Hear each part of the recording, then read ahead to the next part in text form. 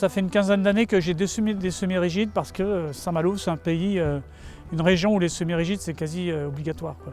Donc j'ai eu d'abord un petit harpon 5 mètres, puis un zeppelin 6 mètres 10, 150 chevaux, un deuxième zeppelin 7 mètres 50, 300 chevaux, et enfin un dernier zeppelin, celui d'aujourd'hui, qui est un 7 mètres 50 à nouveau, avec le dernier moteur Suzuki, 350 chevaux.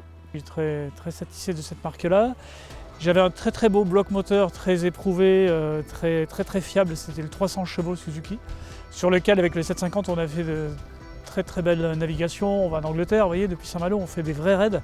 Quand Suzuki a sorti ce dernier 350 chevaux, ça a été l'occasion d'upgrader le bateau. En fait, j'ai racheté un nouveau 750 Zeppelin, sauf qu'on a mis des sièges Ullmann, mais surtout on a mis ce moteur-là. Premier point, les deux hélices qui tournent en contre-rotation donnent un grip au bateau beaucoup plus puissant. En fait, c'est très foncier, très profond, ça pousse très fort. Ça, c'est le premier point.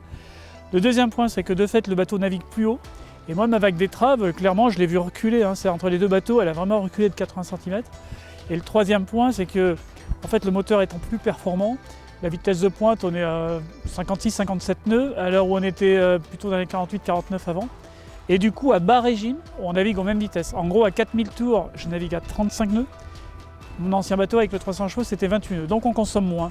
Donc 3 bonus, quoi. Un grip incroyable, un bateau qui est plus aérien et surtout une consommation plus basse pour des performances plus élevées. Pour moi, aujourd'hui, c'est le must de ce qu'on peut trouver sur un semi-rigide comme motorisation. Et dernier point, les doubles hélices, donc contre-rotation, on n'a plus aucun effet d'équilibrage nécessaire du bateau, vous voyez, puisque on met les moteurs dans l'axe et donc en manœuvre c'est très facile.